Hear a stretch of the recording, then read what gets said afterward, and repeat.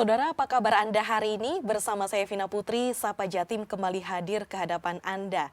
Saudara, representasi politik generasi muda sangat penting dalam penentuan sebuah kebijakan yang lebih terbarukan dan mengakomodasi kepentingan generasi muda.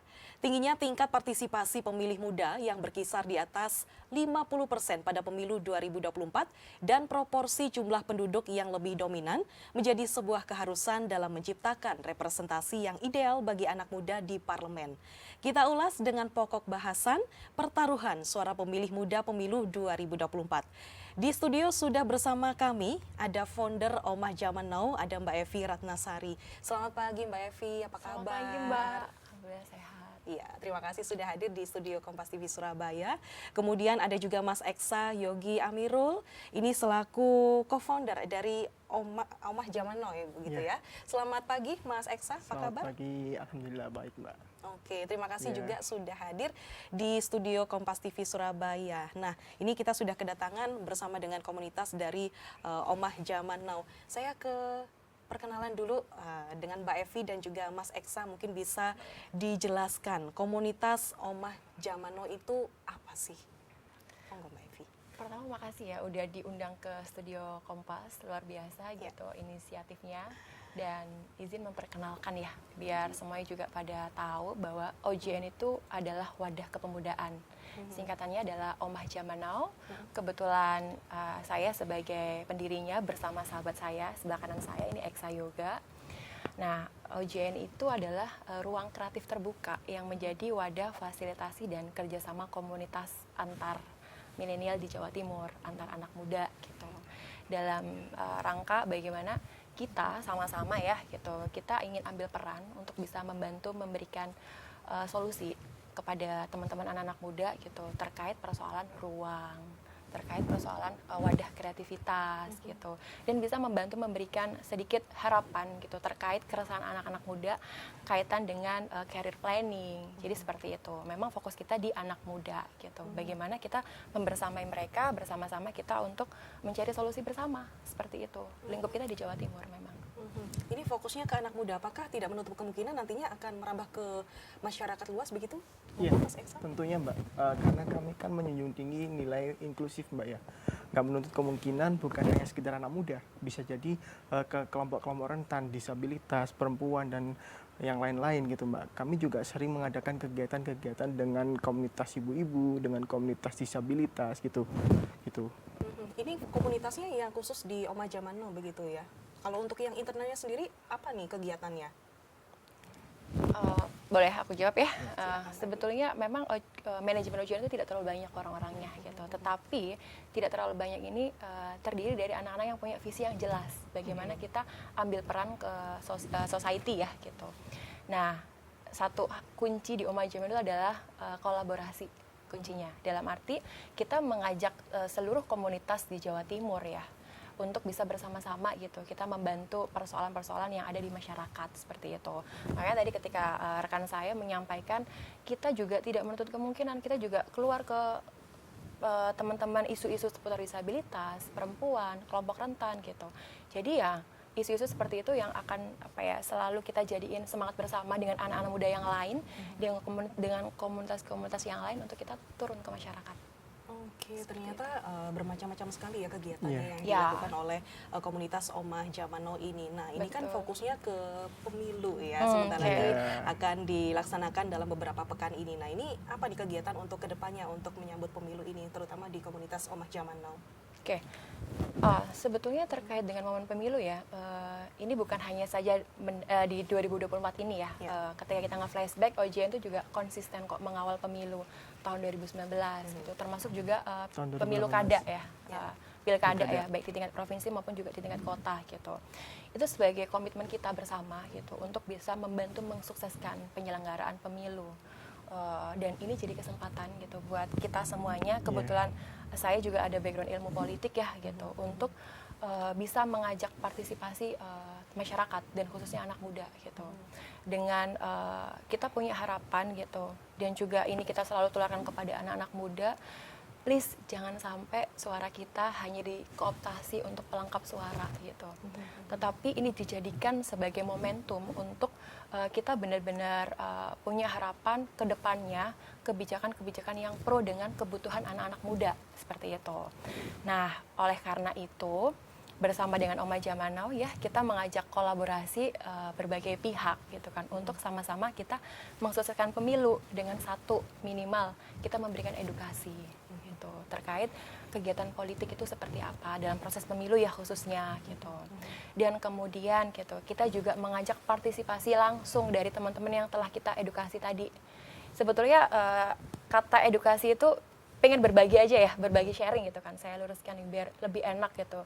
Karena ketika anak-anak muda gitu, dan juga pihak ya, khususnya mitra-mitra kami gitu kan, ketika kita dialog gitu, fokus kita terkait suksesi pemilu gitu kan, mereka juga antusias kok, mereka juga merasakan hal yang sama gitu. Dan itu kan mempermudah kita untuk bisa berkolaborasi.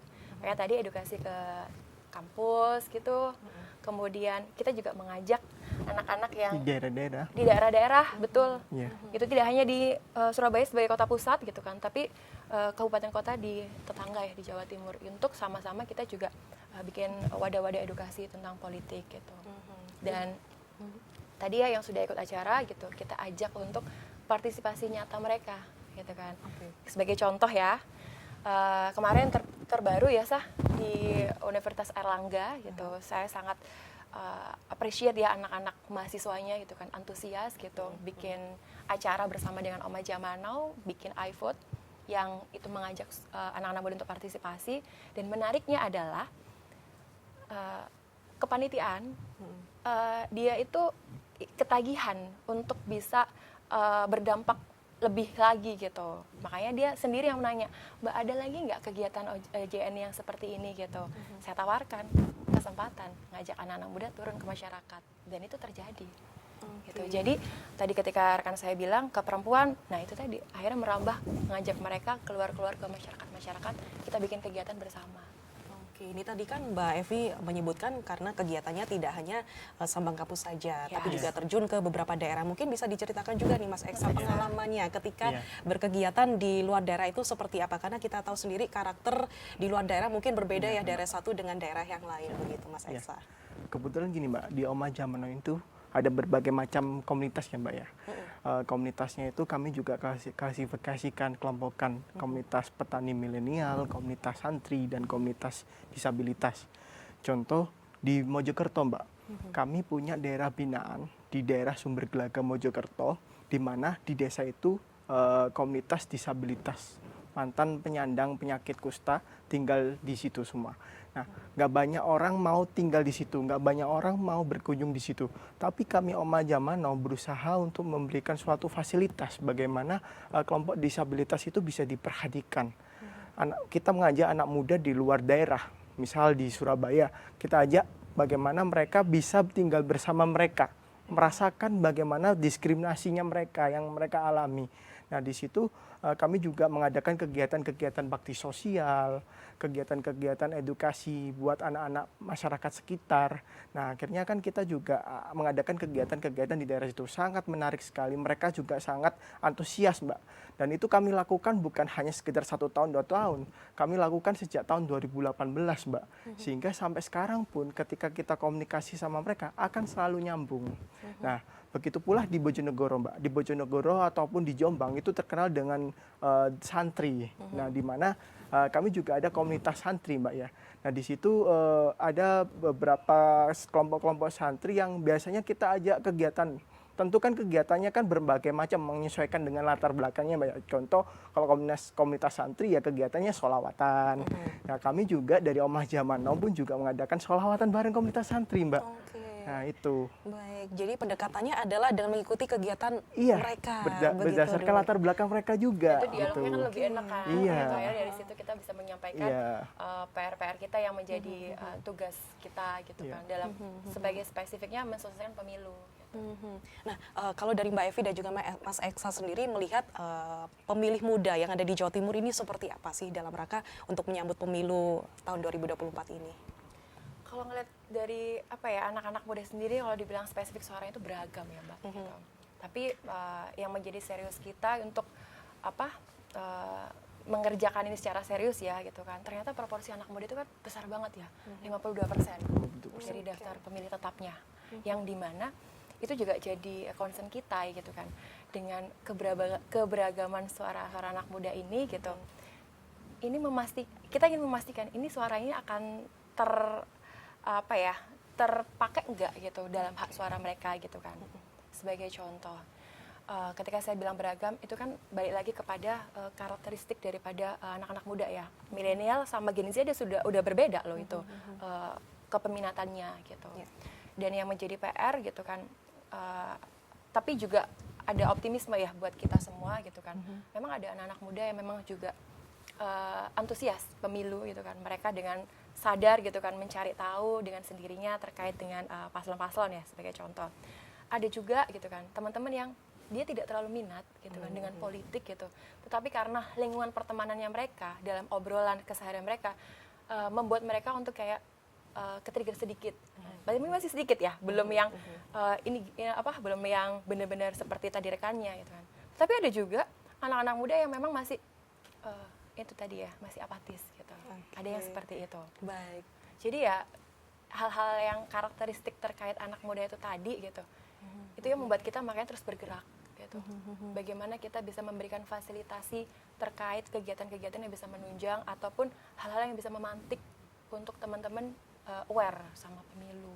Oke, nah itu tadi Mbak Evi mengatakan adalah untuk anak muda yang mengatakan apatis tadi masih ada ya, masih tapi ada ada juga yang yang apatis begitu ya. Nah ini bagaimana cara dari teman-teman dari komunitas Oma Zaman Now untuk menggerakkan mereka agar tidak apatis lagi, apalagi ini juga suara mereka ini cukup berpengaruh begitu ya untuk menyambut pemilu 2024 ini.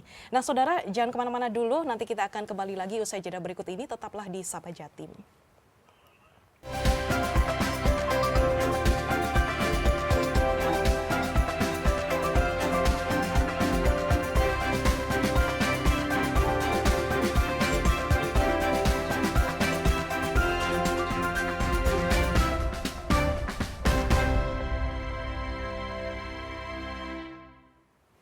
Masih bersama saya Vina Putri di program Sapa Jatim. Kali ini saya masih bersama Mbak Evi Ratnasari dan juga Mas Eksa Yogi Amirul dari komunitas Omah Zaman Now dalam topik bahasan pertaruhan suara pemilih muda pemilu 2024. Nah, menyambung pertanyaan sebelumnya tadi yang sudah dibahas bersama dengan Mbak Evi dan juga Mas Eksa tadi menyinggung soal anak muda ada yang masih apatis. Nah, ini tentunya menjadi PR begitu ya dari komunitas Omah Zaman Now untuk menggerakkan hati mereka agar memilih suara mereka begitu di pemilu 2024 nanti. Nah ini langkah-langkah apa yang dilakukan oleh teman-teman komunitas Omah Zaman Now nanti?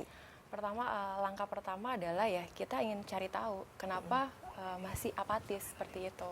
Dan kita sedikit mengambil kesimpulan gitu, kita bisa memahami mereka belum terlalu menyadari bahwa kegiatan politik itu akan berpengaruh erat dengan kehidupan keseharian mereka gitu ke depannya gitu. Dari hal itu ketika kita sudah mengetahui salah satu akar permasalahannya belum adanya kesadaran. Nah, kedua kita mulai untuk dialog karena kita berusaha selalu mengedepankan pendekatan dialog tadi gitu untuk mengetahui gitu kan kenapa masih tidak terlalu andai kata ya Mbak dia sudah mulai seperti itu ya gitu. Emang berpengaruh apa gitu kan dengan aku gitu, keseharian aku gitu kan. Dari situ kita mulai edukasi pelan-pelan, baik edukasi secara personal di setiap kali kesempatan maupun dalam wadah ya gitu. Tetapi ini juga ya makanya di sini OJN juga mengajak partner-partner kolaborator gitu kan untuk kita sama-sama fokus menggarap mengerjakan ya untuk supaya teman-teman yang masih apatis ini bisa berubah, setidaknya mulai ada keinginan tahunan lebih dalam seperti itu. Mulai tadi event, kemudian di setiap forum diskusi kita sesuaikan dengan minat bidang mereka sebagai contoh. Karena tadi rekan saya sudah menyinggung ada salah satu komunitas OJN itu terkait di komunitas santri gitu kan, ataupun juga teman-teman komunitas-komunitas yang anak-anak muda musik gitu kan Mbak. Kan tidak langsung kita ngomongin pemilu, tetapi kita ngomongin apa yang menjadi keresahan mereka gitu. Dari pendekatan dialog tadi kita ketahuin dari keresahan mereka gitu kan. Kemudian kita sama-sama untuk ajak berpikir lebih ke depan gitu kan, untuk hal-hal yang bisa berpotensi membantu mereka untuk menghadirkan solusi gitu kan. Gitu kan. Nah, dari situ kita mulai, oh ini ada peluang untuk sebagai contoh wadah ruang kreatif gitu kan, terakomodir gitu kan. Nanti kita bisa jelaskan, ini bisa melalui dari kebijakan teman-teman, kebijakan dari paslon yang memang dia punya perhatian serius terkait anak muda gitu. Tapi yang jujur ya, yang masih menjadi PR kita adalah ada yang memang sudah mengerti, tetapi ada juga yang masih memilih untuk kayak belum kayaknya bahkan ada yang sampai vulgar gini, kayaknya aku akan golput deh. Nah, itu kan gitu ya. Tapi nggak apa-apa, kita bisa memahami gitu kan. Yeah. Kita bisa memahami, dan again pendekatan dialog lagi, kenapa kok sampai seperti itu gitu.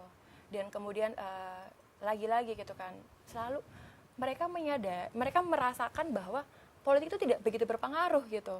Bahkan ada juga yang sampai tingkat kejengkelan loh Mbak. Kejengkelan karena balik lagi anak muda habitnya kan sering terpapar teknologi informasi ya, gadget gitu kan. Kita lihat sendiri ya bagaimana di media sosial itu kan banyak konten-konten yang kaitannya dengan pemilu ya, apalagi ini spesifik pilpres gitu. Kejenuhan lagi kan, bagaimana masing-masing tim dari paslon pendukung 1, 2, 3 itu kan semuanya saling defense satu dengan yang lain gitu kan. Tanpa mereka sadari itu kadang membuat jengkel juga buat teman-teman yang tadinya ya masih apatis, yang tidak mau terlalu serius melihat ke politik. Nah, itu kan juga kekhawatiran kita. Makanya oleh sebab itu kita selalu berusaha untuk mengajak setiap paslon pendukung ya gitu kan, untuk supaya konten-konten yang disebarluaskan itu memang benar-benar memberikan edukasi gitu.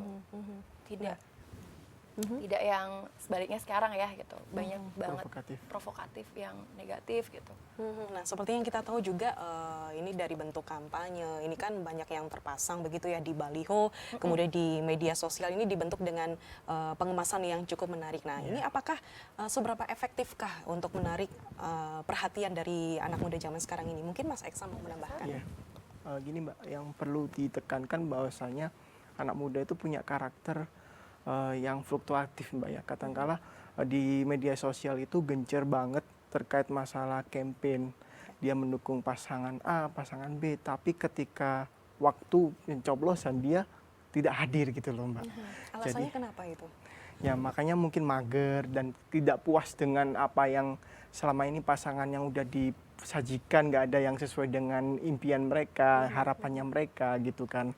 Jadi gini Mbak, terutama di media sosial itu banyak sekali kan konten-konten yang sikapnya itu memberikan suatu gimmick Mbak ya, sehingga anak muda itu tertarik, mungkin itu secara singkat, tapi yang perlu ditekankan juga ke anak muda bahwasanya kita di sini itu memilih pemimpin, bukan memilih sosok yang hanya sekedar menjadi suatu yang diidam-idamkan, pemimpin yang menentukan nasib bangsa ke depan gitu Mbak. Jadi kami juga di Omah Zaman Now itu juga menyajikan bagaimana konten-konten yang sikapnya mengajak mereka itu menjadi pemilih yang cerdas, menjadi pemilih yang bijak gitu Mbak. Jadi setiap kegiatan juga kita tekankan bahwasanya anak muda juga harus turut berpartisipasi dalam suatu pemilu ke depan gitu Mbak gitu. Nah, ini kemarin yang menarik adalah di setiap debat itu pasti ada gimmick-gimmick, sindiran, sentilan begitu ya antara paslon 1 dan juga paslon yang lain. Nah, ini kalau menurut pandangan dari Mas Eksa dan juga Mbak Evi sendiri, ini gimana? Apakah ini membuat mereka akan semakin mundur nantinya atau akan semakin terbuka begitu wawasannya, atau memang semakin mungkin ada perubahan pilihan begitu dari maunya yang milih ini dari yang pertama, kemudian ada perubahan setelah melihat debat berikutnya seperti itu. Ada pandangan seperti itu kah Anda melihatnya? Kalau saya setelah menyaksikan debat itu, kemudian saya kan selalu cross check kan kepada rekan-rekan anak muda gitu kan. Yang terjadi responnya beragam. Beragam mulai dari ada kejengkelan tersendiri gitu. Karena ada paslon yang memang mengatasnamakan anak muda gitu, dengan menunjukkan ya seperti itu ya, seperti yang dijawab pas debat itu gitu kan. Tetapi bagi anak muda yang lain, mereka berteriak, dia tidak merepresentasikan anak muda gitu. Oke. Ada yang sampai seperti itu gitu kan, sampai mereka apa ya meluapkan emosinya gitu. Ada juga yang tadi Mbak bilang apakah ada terjadi perubahan pilihan gitu kan.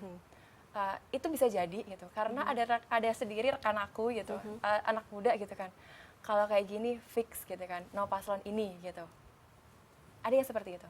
Tapi bukan sekedar kayak ikut-ikutan dari temannya begitu, ada yang seperti itu juga nggak? Oh, Ada enggak. juga, Mbak. Ada yang memang seperti itu, Mbak. Ada yang memang seperti itu. Karena kan, ketika saya berusaha untuk menanyakan ya gitu kan, tanpa saya memberikan apa ya direction gitu kan, lebih mendengar gitu, itu muncul dengan sendirinya. Ada yang bahkan gitu, saya melihat gitu kan, ada beberapa rekan yang biasanya dia tidak mengupload sesuatu yang berkaitan dengan pemilu, pilpres ya. Nah, dia mengupload karena kaitan dengan debat itu. Karena kan itu live ya, disaksikan seluruh Indonesia gitu kan. Dan itu kan memicu reaksi kan dari anak-anak, ya siapapun ya. Terlebih lagi anak-anak muda gitu. Ternyata itu memicu mereka untuk berubah pikiran ya, dari sebelumnya tidak suka dengan politik, akhirnya mereka ada pemikiran untuk memposting begitu Ya. kaitannya dengan politik seperti itu. Ketertarikannya membuat mereka itu apa sih sebenarnya di situ? Kalau kita lihat ya, sampai akhirnya dia memposting, itu kan dia tidak hanya, kalau saya menduga ya, dia tidak hanya sebagai bentuk luapan ekspresi dia saja, tapi dia juga ingin mentransfer apa yang dirasakan gitu kan, Ya. dan berbagi informasi kepada followersnya, yang which is itu audiens yang lebih banyak gitu kan, untuk juga punya keresahan yang sama gitu. Dalam artian, maksudnya gitu, kalau kita tinggal diam gitu kan, apakah iya kita akan dipimpin oleh pemimpin yang seperti itu gitu. Nah, itu sebagai contoh gitu kan. Makanya ketika itu menjadi pemantik ya, serius buat kita gitu kan, untuk cari tahu lebih dalam gitu kan. Ini menarik gitu. Jadi kayak debat, kadang ada yang menyampaikan bahwa debat itu hanya sebagai formalitas pelengkap.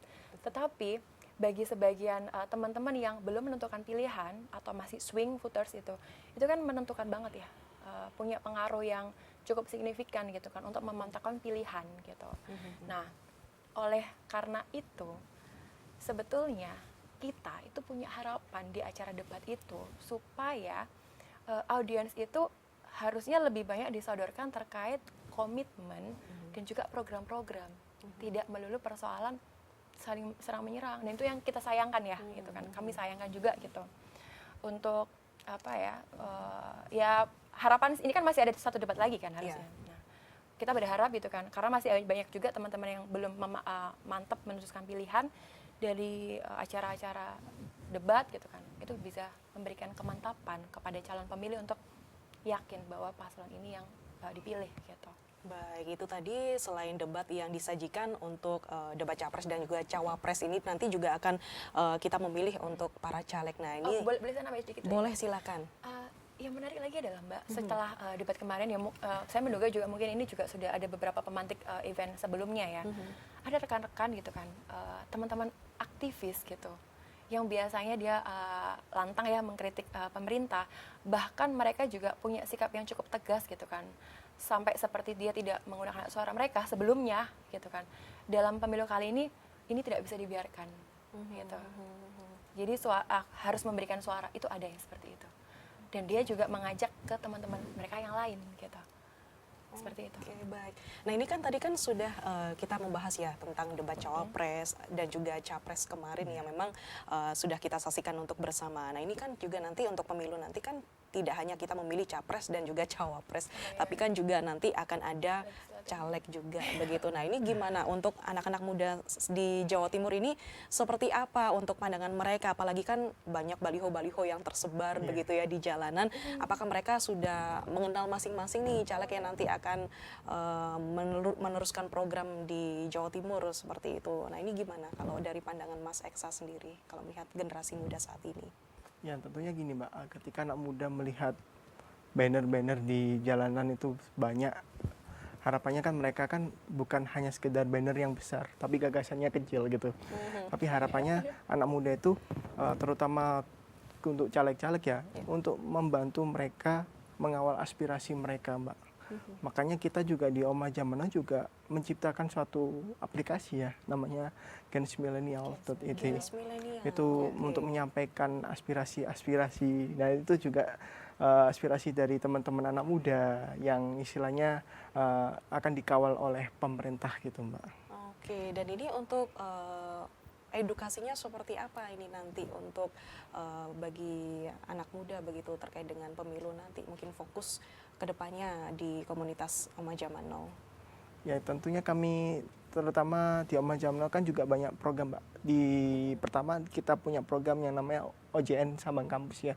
Kita kolaborasi dengan kampus dengan menciptakan suatu iklim akademis dan gitu kita mensosialisasikan tentang program-program bagaimana kita harus ikut serta dalam pemilu gitu kan, menentukan pemilu untuk menjadi pemilih yang bijak gitu, dan juga ada bikin suatu kegiatan-kegiatan yang sikapnya anak muda. Mungkin kita berawal dari keresahan anak muda. Contoh dari tahun 2019 kita punya gerakan 100% ini, di mana di situ itu terdiri dari komunitas-komunitas yang sifatnya kayak street art yang selama ini nggak dapat fasilitas oleh pemerintah, terus kita ajak bareng-bareng, dan di situ kita tunjukkan bahwasanya anak muda juga punya andil dan turut serta harus mensukseskan pemilu gitu Mbak. Baik, nah ini bentuk komitmennya seperti apa sih dari teman-teman komunitas Omah Zaman Now untuk lebih memasifkan anak muda, partisipasi lebih aktif lagi untuk menyambut pemilu 2024 ini. Tapi ini nanti dijawab ya di segmen berikutnya.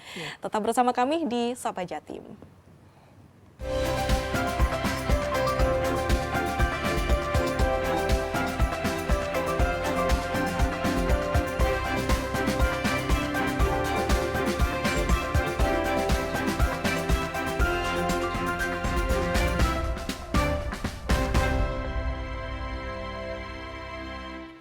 Masih bersama saya Vina Putri di program Sapa Jatim. Langsung saja ke pertanyaan di segmen terakhir ini menjelang pemilihan presiden ini kan. Nah ini generasi muda menurut data KPU di atas 50% lebih. Tadi untuk pertanyaan sebelum jeda tadi yang saya tanyakan adalah bentuk komitmen dari rekan-rekan komunitas Omah Zaman Now untuk pemilih muda menyambut pemilu 2024 ini seperti apa? Oke. Spesifiknya ini pilpres atau secara keseluruhan? Secara keseluruhan saja. Secara keseluruhan ya. Secara keseluruhan. Secara keseluruhan. Tentu ya, kita punya komitmen supaya dalam momen pemilu ini gitu, supaya suara-suara anak muda itu tidak jadi pelengkap untuk melengkapi suara di hasil akhir pemilu nanti. Tetapi kita ingin memastikan bahwa dalam proses menggunakan hak suara itu, anak-anak muda menyadari dan juga teman-teman kelompok yang lain ya gitu kan, bahwa itu adalah suara yang memang akan menentukan hidup mereka kaitan dengan kebijakan publiknya gitu.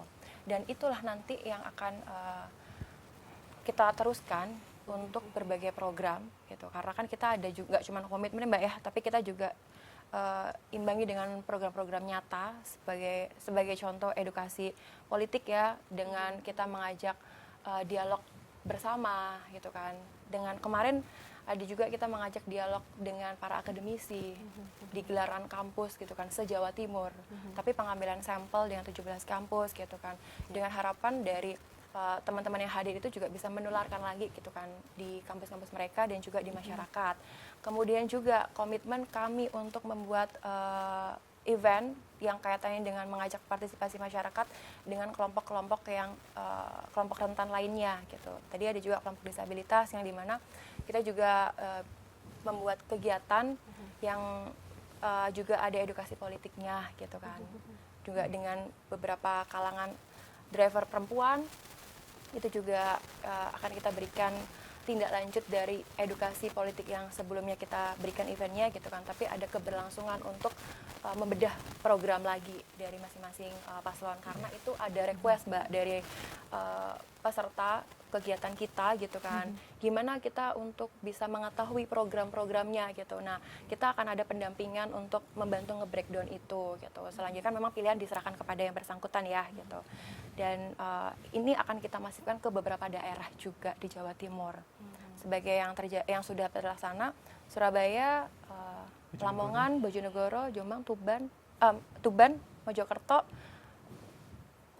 Probolinggo gitu. Dan ini juga akan nanti kita masifkan lagi ke beberapa daerah kabupaten kota yang memang nanti kita juga bisa cek partisipasinya masih ini ya kurang gitu. Oke. Dan Diceknya dari mana ini untuk partisipasinya masih kurang itu ada? kita mau survei coba tersendiri kerjasama atau- lagi dengan pihak KPU Oh, oke. Jadi KPU juga ikut dilibatkan ya di sini gitu ya? dilibatkan. Oke. Komunikasi karena kan kita juga bikin event-event seperti itu, kita juga bikin izin Mbak ke Panwas, ke KPU gitu kan, ke kepolisian juga gitu. Mhm.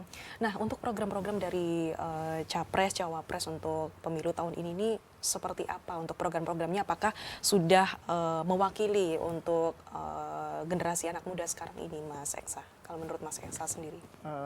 Kalau menurut saya dari Capres ya Mbak ya, kalau di Capres tentunya kan mereka pasti punya program-program yang istilahnya mewakili anak muda. Karena mereka melihat bahwasanya anak muda itu menjadi sasaran utama Mbak ya.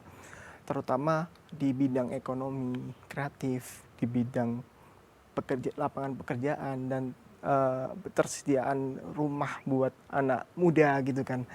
Dan tentu tiga pasangan calon itu masih punya istilahnya program-program itu. Tapi kembali lagi kita anak muda, kita melihat pemimpin kita ke depan itu melihat berdasarkan track recordnya Mbak. Apakah itu hanya sekedar program-program janji belaka atau program-program yang udah pernah dilaksanakan gitu Mbak. Berkelanjutan seperti itu ya intinya. Oke, tapi ada masukan nggak untuk paslon nanti? Ini kan mau menjelang debat terakhir begitu ya untuk pemilu nanti. Nah, ini mungkin ada masukan untuk program yang apa ya, paling tidak untuk mewakili lah, untuk wadah untuk anak muda. Disinggung sedikit ini apa mungkin yang kurang seperti itu? Oke, kalau boleh aku ya. Nah, kaitan dengan anak muda gitu. Mungkin ada harapan dari kami kepada masing-masing paslon gitu kan untuk bisa menjabarkan program yang berkaitan dengan anak muda. Dalam arti tidak secara general saja, tapi ada harapan untuk ke teknisnya sedikit gitu. Karena ada juga gitu kan teman-teman yang di luaran sana gitu. Mereka mendengar program anak muda gitu. Tetapi ada sedikit keraguan juga bagaimana implementasinya itu. Karena seperti yang sudah mereka amati, momen-momen pemilu kali ini memang sering setiap paslon itu kan memberikan janji manis gitu kan. Tetapi bagaimana peluang implementasinya itu bisa berjalan lancar gitu. Makanya kan ada harapan tadi yang harapan dari kami kepada setiap paslon supaya sedikit memberikan gambaran secara apa ya, nggak cuman kontekstual tapi sedikit teknis sedikit gitu kan. Sehingga anak muda itu semakin percaya, oh ini gitu. Oh ini yang sesuai dengan pilihan kami gitu, lebih detail gitu. Dan tapi kalau ngeliat anak-anak muda itu pasti tidak jauh akan melihat paslon mana yang beneran serius mengakomodir kebutuhan anak-anak muda gitu. Tetapi juga memberikan pemantik tambahan, memberikan nilai plus lagi gitu. Sebagai contoh ya gitu, tidak hanya memberikan ruang karena kan ada masalah-masalah ruang nih yang harus lebih banyak lagi gitu kan, tapi bagaimana menghidupkan ruang itu, ruang wadah kayak komitmen pelatihannya gitu kan, seperti itu. Dan menarik juga, ada juga kemarin yang dari anak muda yang ketika ada salah satu program internet gratis gitu, itu kan relate banget dengan anak-anak muda gitu, dan itu disambut baik. Makanya ada harapan sedikit lagi tuh bagaimana implementasi dari internet gratis tadi gitu kan ke depannya gitu. Itu tadi untuk harapan untuk Capres dan juga Cawapres. Nah, untuk anak mudanya sendiri dalam menyambut pemilu nanti ini seperti apa untuk harapannya? Mas Eksa, monggo menambahkan. Ya, begini Mbak, kembali lagi tentunya partisipasi aktif terhadap pemilu ini dari anak muda. Makanya kita pancing partisipasi aktifnya itu dengan cara kita membuat aplikasi yang diinisiasi oleh Mas Faisal dan Mbak Sinta di bawah Omah Jamano itu. Kita membuat suatu aplikasi yang nantinya akan tersedia di App Store dan Play Store Mbak. Jadi di situ anak muda berhak membuat suatu aspirasi apapun, bahkan mengkritik pemerintah pun juga nggak apa-apa. Kan permasalahannya anak muda itu kurang ruang dialog terhadap pemerintah. Gimana sih caranya bisa komunikasi dengan pemerintah atau stakeholder dan sebagainya. Nah, aspirasi-aspirasi itu tujuannya untuk memancing suatu partisipasi aktif agar anak muda itu turut serta dalam pemilu ke depan, Mbak, gitu. Nah, makanya kami membuat suatu aplikasi namanya Gens Milenial itu, Mbak. Ada filterisasi nggak sih ketika mungkin aspirasinya mungkin Ya tentu. banyak.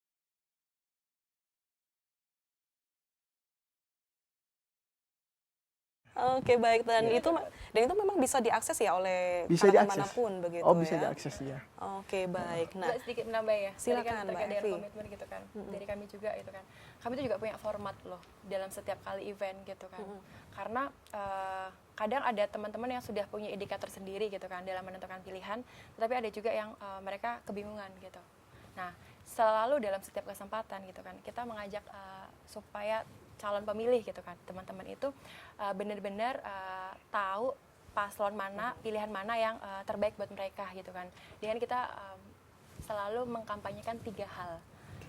Kampanye kita adalah memilih pemimpin itu sama seperti memilih pasangan gitu. Jadi kita kaitkan dengan keseharian habit mereka karena kan masa-masa yang ini ya, kaitan dengan relationship gitu kan. Iya. Selalu kita mengedepankan 3 hal itu. Yang pertama adalah selalu mengajak anak-anak muda untuk cross check background. Itu pasti, Mbak, dalam setiap kali kita kegiatan gitu. Karena ini penting gitu kan, sama seperti berpasangan ya. Dalam PDKT pun sehati-hati itu kan melihat bagaimana background sekolahnya, asalnya, keluarganya gitu kan. Begitu juga dengan memilih pemimpin, Harus jelas seperti harus itu ya. jelas gitu kan, background apa yang tadi disinggung gitu kan sama Mas Eksa, apa yang telah dilakukan sebelumnya gitu kan, apakah ada catatan buruk atau tidak, itu kan penting, itu selalu kita sampaikan seperti itu. Dan tadi yang Eksa bilang gitu kan, apakah hanya mendekati momen pemilu ini gitu kan, kita ajak untuk teman-teman untuk menelisik ke belakang gitu kan, apa yang telah dilakukan sebelumnya, saat ini gitu kan, dan juga gagasan ditawarkan seperti apa gitu. Dan yang kedua, untuk juga melihat komitmen bagaimana dia menjaga prinsipnya gitu, sama seperti berpasangan gitu kan. Kan ini kan menjalin hubungan yang lebih serius kan. Bagaimana dia komitmen dengan prinsip-prinsip yang sudah dia bawa. Seperti kalau memilih pemimpin sebagai contoh gitu kan. Ketika pemimpin itu punya komitmen dengan menjaga demokrasi gitu kan. Sejauh mana gitu menjaga demokrasi itu gitu. Dan sebagai contoh lagi gitu kan, terkait komitmen ini yang sering banget ya gitu kan, kita juga bantu highlight gitu kan, komitmen pemimpin yang sama-sama menjaga amanat undang-undang, menegakkan tegak lurus dengan konstitusi gitu kan, implementasinya seperti apa gitu. Karena ini pondasi ya, Mbak ya. Dan ketika calon pemimpin punya komitmen seperti itu juga harus diimbangi dengan implementasinya gitu. Harus benar-benar tegak lurus dengan konstitusi seharusnya gitu kan. Tidak boleh cawe-cawe aturan gitu. Kemudian yang ketiga gitu, kita selalu mengajak teman-teman untuk cross check bagaimana cara berkomunikasinya. Ini sangat relate banget dengan anak-anak muda, apalagi kelompok-kelompok rentan ya yang kemarin sudah kita sambangi bersama gitu kan. Bagaimana dari calon pemimpin ini gitu kan, cara berkomunikasinya gitu kan, apakah itu bisa luas, fleksibel, dalam arti kan mereka pemimpin itu kan akan sering berinteraksi dengan masyarakat ya, gitu. Apakah ada kemauan dalam dirinya untuk lebih banyak mendengar juga dari masyarakat, tidak hanya satu pintu direction memberikan informasi, tapi bagaimana dia juga bersedia untuk mendengarkan gitu, sehingga gitu dan itu disetujui teman-teman semuanya gitu. Oh iya ya gitu kan, cara komunikasi itu ternyata penting kan. Biasanya cuma track record background gitu kan, tapi cara komunikasi itu penting gitu kan. Bagaimana pemimpin itu nanti juga punya kerendahan hati gitu kan untuk mendengarkan masukan gitu. Karena kan kita berharap supaya pemimpin tadi itu tidak hanya menawarkan program, tapi dia juga mengerti gitu kan keresahan problem yang sebenarnya terjadi di masyarakat itu seperti apa, sehingga bisa memberikan solusi yang komprehensif gitu kan ke depannya melalui program itu. Seperti itu. Yang terakhir mungkin bisa ditambahkan Mbak Evi ataupun Mas Eksa mungkin dari masyarakat mungkin yang ingin bergabung di Oma Zaman Now, komunitas Oma Zaman Now ini bagaimana? Apakah ada syarat tertentu begitu? Mungkin secara singkat saja. Di Oma Zaman Now ini kami base campnya di Jalan Wijaya Kusuma nomor 28. Jadi kalau semisal teman-teman semuanya mau istilahnya bergabung dengan kita, bisa langsung saja berkunjung ke Instagram Oma Zaman Now @Oma Zaman Now. Oke, terima kasih sekali lagi untuk Mbak Evi selaku founder dari komunitas Omah Jamando dan juga co-founder ada Mas Eksa juga yang sudah hadir di studio Kompas TV Surabaya, dan itu tadi untuk bincang-bincang bersama dengan komunitas Omah Zaman Now yang sangat fokus ya untuk memberikan pemahaman untuk kita semuanya betapa pentingnya untuk pemilihan suara nanti yang diikuti oleh para generasi muda, dan dari teman-teman dari komunitas Omah Zaman Now ini tidak henti-hentinya untuk melakukan diskusi, komunikasi secara mendalam begitu untuk melakukan pendekatan bersama dengan para generasi muda. Untuk itu, saudara, jangan lupa nanti kurang beberapa pekan lagi kita akan memilih hak suara kita di pelaksanaan pemilu 2024. Jangan pernah golput. Saya Vina Putri pamit undur diri di acara Sapa Jatim kali ini. Sampai jumpa di lain kesempatan.